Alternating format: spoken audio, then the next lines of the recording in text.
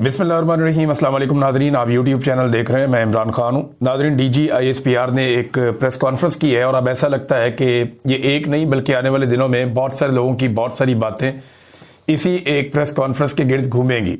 और ऐसा दिखाई देता है कि बहुत सारे वीलॉग्स, बहुत सारे तबसरे, बहुत सारे प्रोग्राम, बहुत सारी सियासत अब इसी प्रेस कॉन्फ्रेंस के इर्द गिर्द होगी। आज पहला दिन है, आर्मी चीफ को एक्सटेंशन मिले हुए और मजीद 5 साल इनको मिल गए, आर्मी चीफ को भी और जो एयर चीफ हैं उन्हें भी, और बहुत सारे इख्तियारात भी मिल गए, बहुत सारी ताकत भी मिल गई। कल उन्होंने ये कहा था, जब ये नोटिफिकेशन वाला मामला हुआ तो उन्होंने कहा था कि ऊंची उड़ान यहां से पाकिस्तान उड़ेगा। तो आज हमने ऊंची उड़ान का पहला मुजाहरा देखा। एक तो कौमी एयरलाइन को 23 दिसंबर को नीलाम किया जाएगा पीआईए को, चले वो तो एक अलग बात है, लेकिन डीजी आईएसपीआर ने आज दिखाया कि ये उड़ान किस लेवल की होगी और मामला किस तरफ जाएगा। अब दिखाई दे रहा है कि जैसे इदारे के पॉलिसी साजों ने ये फैसला कर लिया है कि इमरान खान और पाकिस्तान तहरीके इंसाफ को मुकम्मल तौर पे दबा दिया जाएगा या कुचल दिया जाएगा। ये एक नए दौर का आगाज है और इसका आगाज बड़े जारहाना अंदाज में किया गया। डीजी आईएसपीआर ने क्या कहा, ये बताने से पहले मैं आपको बताता हूं कि ये प्रेस कॉन्फ्रेंस हमें क्या बता रही है। नंबर एक तो ये है कि सियासतदानों में इमरान खान का मुकाबला करने की सकत बाकी नहीं रही। यानी ये एक ऐलान है कि जो सियासी जमातें हैं जिन्हें इस वक्त पाकिस्तान की मिलिट्री एस्टेब्लिशमेंट ने संभाला हुआ है, ये सियासी जमातें इस वक्त इमरान खान का मुकाबला नहीं कर सकती, पीटीआई का मुकाबला नहीं कर सकती। लिहाजा डीजी आईएसपीआर वो सारा कुछ जो बाकी लोग नहीं कह पाए वो कहने के लिए खुद मैदान में आ गए। नंबर 2, ये इस बात का भी सबूत है कि इमरान खान ही फील्ड मार्शल आसिम मुनीर साहब के लिए सबसे बड़ा मसला है, या पाकिस्तान की जो मिलिट्री एस्टेब्लिशमेंट है उसके लिए सबसे बड़ा मसला इमरान खान ही है। और ये पूरी प्रेस कॉन्फ्रेंस और ये सारा माहौल इमरान खान के गिर्द ही घूम रहा है। नंबर 3, ये फौज की सियासत में मुदाखलत का अब तक का सबसे बड़ा सबूत है। इससे पहले एक आधा जुमला करके निकल जाते थे, 2-4 जुमले बोलकर निकल जाते थे, खामोशी से बातचीत करते थे, इशारे में कोई चीज इधर उधर कर देते थे। लेकिन इस मर्तबा डीजी आईएसपीआर ने बहुत खुलकर फौज की सियासत में मुदाखलत का सबूत दिया है। ये उन्होंने अपने हलफ से खिलाफ वर्जी की है, हलफ से गद्दारी की है, क्योंकि हलफ उन्हें ये इजाजत नहीं देता। जिस तरह की आज उन्होंने प्रेस कॉन्फ्रेंस की, उनका हलफ इसकी इजाजत नहीं देता। नंबर 4, ये एक्सटेंशन की जो बुनियाद बनी थी ना, मैं आपको काफी दिनों से खबर दे रहा था और बार बार आपको मैं कह रहा था कि नवाज शरीफ साहब इमरान खान से छुटकारा चाहते हैं और इसी बुनियाद पे वो जो मांगा जाएगा वो दे देंगे और एक्चुअली डील इस चीज पे होनी है। तो वो भी साबित हो गया कि जैसे ही एक्सटेंशन मिली, जो पहला हमला किया गया इदारे की जो क्यादत है उसकी जानिब से, वो इमरान खान पे किया गया। तो इमरान खान से छुटकारे वाला मामला जो है वही सामने आ रहा है और इमरान खान ने एस्टेब्लिशमेंट के आसाब पे काफी गहरी चोट लगाई है, बहुत गहरी चोट लगाई है, बड़ी तकलीफ पहुंचाई है पाकिस्तान की एस्टेब्लिशमेंट को इमरान खान ने, यह भी साबित होता है। फिर आसिम मुनीर साहब का जो है नया टन्योर शुरू हुआ है, यह मुकम्मल सियासी अजाइम के साथ शुरू हुआ है, यह भी दिखाई दे रहा है। वरना इस किस्म के अल्फाज, ऐसे जुमले कभी भी हमने डीजी आईएसपीआर के मुंह से नहीं सुने थे। इससे पहले कभी ऐसा अंदाज इख्तियार नहीं किया गया। तो अब ये क्यों किया गया, ये सवाल बहुत सारे सहाफी पूछ रहे हैं, एक दूसरे से पूछ रहे हैं, हैरान हो रहे हैं और उन्हें समझ नहीं आ रही कि ये क्यों किया गया और इसकी जरूरत क्या थी। इस वक्त इमरान खान के लिए नए चैलेंजेस होंगे, उनकी जमात के लिए नए चैलेंजेस होंगे और डीजी आईएसपीआर के लिए एक मेरा छोटा सा जुमला, बल्कि ये बड़ा एक जबरदस्त पंजाबी शेर है और उसका मतलब ये है, सादा सादा मैं शेर सुनाया तो आपको, कि जो बोल जबानों निकल गया वो तीर कमानों निकल गया। आपने जो कह दिया वो कह दिया, ये अब वापस नहीं हो सकता। ये अब कैमरों ने महफूज कर लिया, रिकॉर्ड का हिस्सा बन गया, इसके ऊपर तहरीरें लिखी जा चुकी, अब वापसी का कोई रास्ता नहीं है।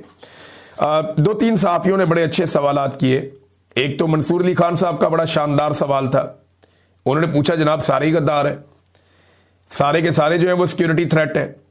जब से पाकिस्तान बना है तब से लेकर अब तक उन्होंने फिर मिसालें दी, फातिमा जिन्ना की, नवाज शरीफ तक वो आए, उन्होंने कहा जी सारे के सारे सिक्योरिटी थ्रेट है, अब इमरान खान भी है, तो ये तो आपकी पॉलिसी बदलती रहती है, तो क्या आइंदा भी बदल जाएगी। अच्छा सवाल था बहुत।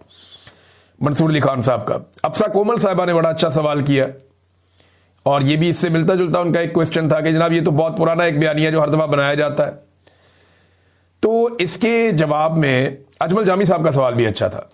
अच्छा, इसके जो जवाब था ना उसमें DGISPR ने बड़ी अजीब बात की। उन्होंने कहा जी इससे पहले हमने कभी किसी को इस तरीके से टारगेट किया है या इस तरीके से हमने कभी किसी का नाम लेके इस तरह किया है। तो चले मैं आगे जाके बताता हूं एक्चुअली DGISPR ने कहा क्या और अब उसके ऊपर रद्देमल किस नौयत का आ रहा है और किस नौयत का आएगा। एक तो DGISPR की जो प्रेस कॉन्फ्रेंस है वो कोई ज्यादा लोग देख नहीं रहे थे। सोशल मीडिया के ऊपर ये सिर्फ अब जो फैलाई जा रही है क्लिप काट काट के वही वायरल हो रहे हैं। ओवरऑल प्रेस कॉन्फ्रेंस को लाइव बहुत कम लोगों ने देखा।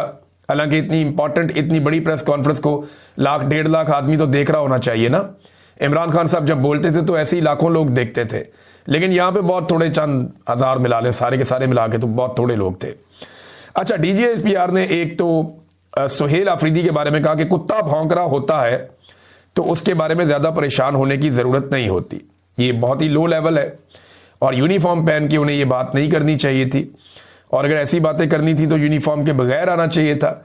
ये बड़ी नामुनासिब बात है। ऐसी जुबान तो कभी सियासतदानों ने भी इस्तेमाल नहीं की, लेकिन DGISPR की इस तरह की जुबान इस्तेमाल करने के बाद ये तो मैं आपको गारंटी दे रहा हूं कि सियासत के मैदान में आग लग जाएगी। क्योंकि अब वो पॉलिटिकल पार्टीज जो फौज की ताकत के ऊपर इन्हिसार करते हैं अपनी सियासत के लिए, वो इससे भी 2 कदम आगे जाने की कोशिश करेंगे। अब आपको ज्यादा गाली नजर आएगी, ज्यादा बदतमीजी और ज्यादा नफरत नजर आएगी, जो आज की इस प्रेस कॉन्फ्रेंस के अंदर स्टार्ट हो गया मामला। उन्होंने कुत्ता कह दिया एक वजीर आला को। फिर उन्होंने इमरान खान के बारे में कहा कि ये शेख मुजीबुर रहमान जो इस मुल्क का सबसे बड़ा गद्दार है उससे बहुत मुतासिर है। ये बार बार उसकी मिसालें देता है।